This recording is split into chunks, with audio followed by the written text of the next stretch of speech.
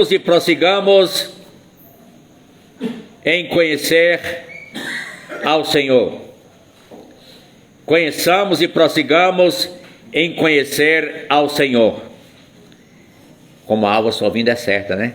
Então, Oséias 6,3, quero só ficar com essa parte do versículo. Conheçamos e prossigamos em conhecer ao Senhor. Temos de entender que em Cristo Jesus estão ocultos os tesouros da sabedoria e da ciência. Isso é bom, né? Colossenses 2,3. Nele estão ocultos os tesouros do conhecimento e da ciência, da sabedoria. Colossenses 2,3. Para se conhecer a Deus, temos de conhecer a Jesus. Ele disse: ninguém vem ao Pai senão por mim. João 14,6. E o Pai, eu também na área de conhecimento, isso faz sentido. Alguns caracterizadores ou coisas que caracterizam aqueles que conhecem a Deus, mas também veremos algumas características dos que não conhecem a Deus, para nos desafiar e encorajar a viver dentro desse nível do conhecimento. Vou lhes dar algumas razões para isso. Primeira característica básica de uma pessoa que conhece a Deus, na minha lista aqui, pode variar, não tem problema, mas aqui isso não é cronológico. Mas no Novo Testamento, Jesus muito enfatizou esse ponto. Aqueles que conhecem a Deus amam aos irmãos. Amém? Amam aos irmãos. Jesus deixou muito claro sobre o novo mandamento que ele dava. Em 1 João 4,8, aquele que não ama não conhece a Deus. 1 João 4,8.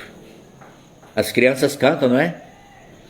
Aquele que não ama não conhece a Deus, não conhece a Deus, não conhece a Deus. Aquele que não ama não conhece a Deus, porque Deus é amor.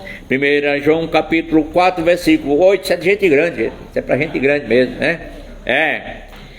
A segunda característica dos que conhecem a Deus é obediência aos escritos dos apóstolos. Obediência aos escritos dos apóstolos. 1 João 4,6 diz: aquele que não é da parte de Deus não nos ouve. Quando diz não nos ouve, está falando dos apóstolos. E os apóstolos deixaram um compêndio de verdade da revelação de Deus. Terceira característica dos que amam a Deus: seguem a Jesus. Aí eu gosto de perguntar: você é crente? Está seguindo a Jesus? Porque quem conhece a Deus segue a Jesus mesmo. E em João 10,4 diz Jesus que as ovelhas seguem o pastor, reconhecendo a sua voz, mas não seguirão o estranho. Verso 27. Jesus diz que as suas ovelhas ouvem a sua voz e o seguem. Na pandemia temos uma mensagem sobre seguir a Jesus pela voz, por escutar a sua voz. Era um tempo que as pessoas estavam mais sem ir para a igreja, mas que tinham estar ouvindo, lendo sobre a voz de Jesus e seguindo a Jesus. Quarta característica daqueles que conhecem a Deus: experimentam libertação. Esse é um texto muito conhecido, temos que entender que é muito também negligenciado. João 8,32, quando o Senhor Jesus diz sobre conhecimento, ele diz: conhecereis a verdade e ela vos libertará. É a verdade que vos libertará. Então, é um tempo de tanta mentira, a gente tem que enfatizar o quê? A verdade. A palavra de Deus, o Senhor Jesus é a verdade. Ele é a verdade. A palavra dele é verdadeira. Ele diz: santifica-os na verdade. A tua palavra é a verdade. João 17, 17. Quinta característica dos que conhecem a Deus: ele conhece a doutrina. Por conhecer a Deus, conhece a doutrina. João 7,17 diz que para fazer a vontade de Deus tem que conhecer a respeito da doutrina, se ela é de Deus ou se ele fala por si mesmo. Então, conhecer a doutrina.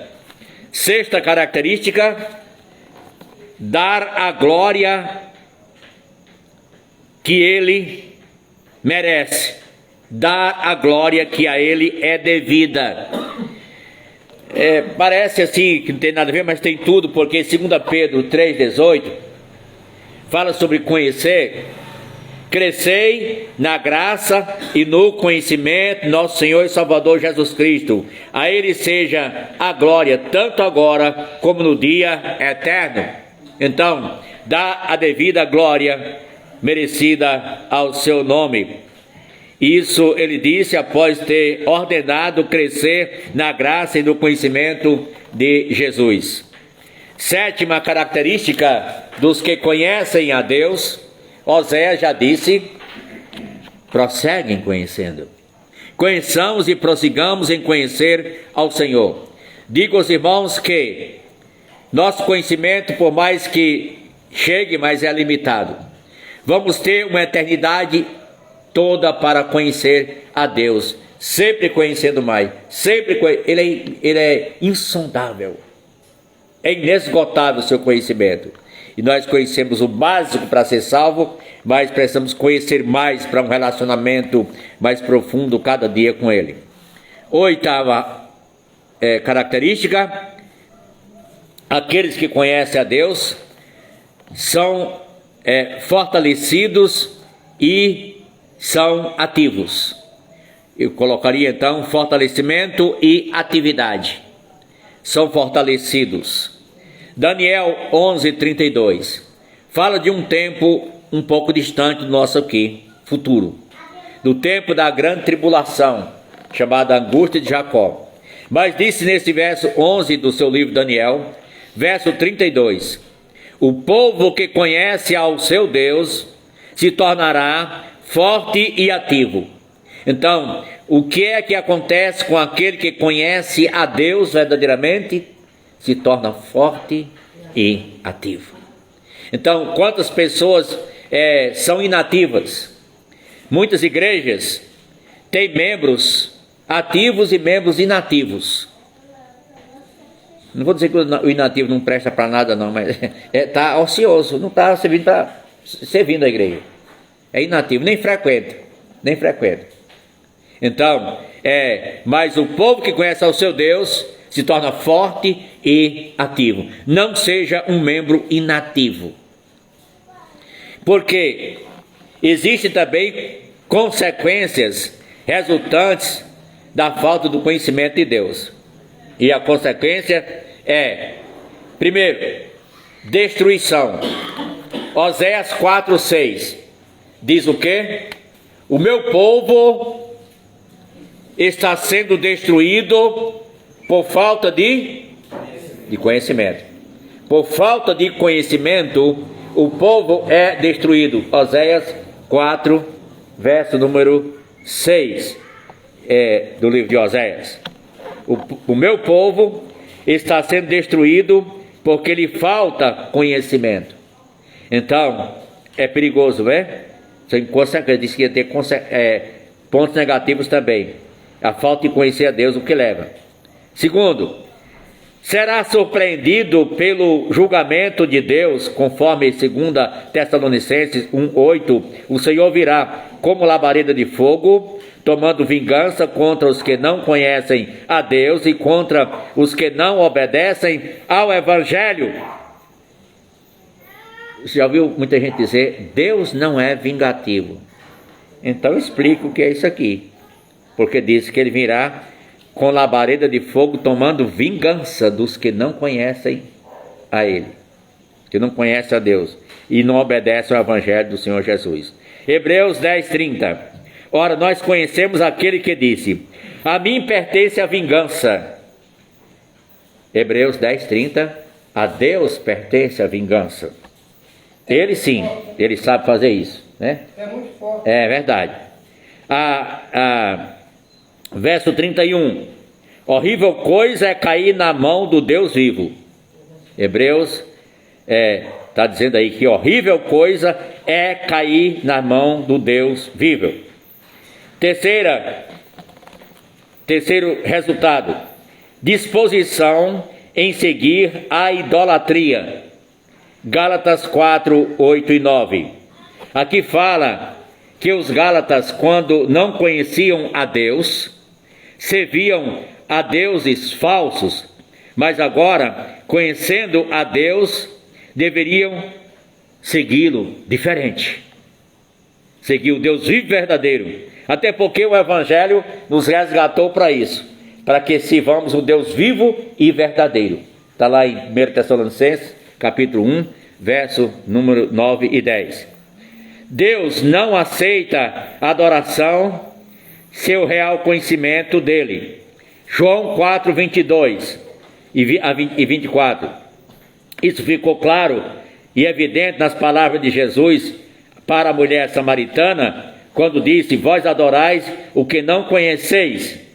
E quando disse que os verdadeiros adoradores iriam adorar o Pai em espírito e em verdade. Então Deus quer uma adoração consciente, concisa. Os gregos tinham altares para vários deuses. Paulo aproveitou lá em Atenas 17, 23 de Atos e pregou sobre o Deus desconhecido, porque lá tinha altares para vários deuses. E Paulo aproveitou a oportunidade. Ele não foi perder tempo. Chegou na cidade, em Atenas, tinha muitos altares. Onde ele se virava, havia um altar. Na outra esquina tinha, cheio de vários, e deuses diferentes. Aí os atenienses disseram: mas a gente tem muitos altares para muitos deuses, mas a gente não quer desagradar nenhum deus. Pode ser que tenha algum que ainda falte. Vamos fazer um aqui e colocar ao Deus desconhecido. Aí Paulo chegou lá e viu: que oportunidade. Vocês não conhecem o Deus verdadeiro, é esse aqui que vocês estão faltando adorar. É o principal. E ele pregou sobre o Deus que fez os céus, a terra, o mar e tudo que neles existe. Então, qual tem sido a sua área de atuação na obra de Deus? Na igreja da qual você faz parte? Você é ativo ou inativo? Conhece realmente a Deus? Segundo, Deus está sendo glorificado naquilo que você faz para Ele? Ou você tenta roubar essa glória para si ou para outrem? João Batista, que foi lembrado ano passado por tanta gente, não aceitaria o que fazem com ele. Mas ele apontou: como é, Manuel? João? Eis o Cordeiro de Deus que tira o pecado do mundo. Terceiro, qual o seu nível de conhecimento da doutrina de Deus? Teologia propriamente dita. Na pandemia eu dei várias aulas de teologia no YouTube, no Facebook, né? Se você está vivendo no pecado, é uma grande prova de que ainda não conhece a verdade, porque ela liberta. Quinto, se você conhece e sabe distinguir bem a voz de Jesus, você irá segui-lo. Caso contrário, não é ovelha do seu pastoreio ainda. É verdade. Qual o seu nível de amor para com os irmãos? Isso muito dirá do seu conhecimento do verdadeiro Deus. Ou não? Isso muito dirá. Quem ainda não recebeu a Jesus Cristo não poderá dizer que conhece realmente a Deus. E só recebe a Cristo quem admite ser um pecador e Ele o suficiente, Salvador e único, que liberta, transforma, fazendo de nós uma nova criatura, membro de uma família.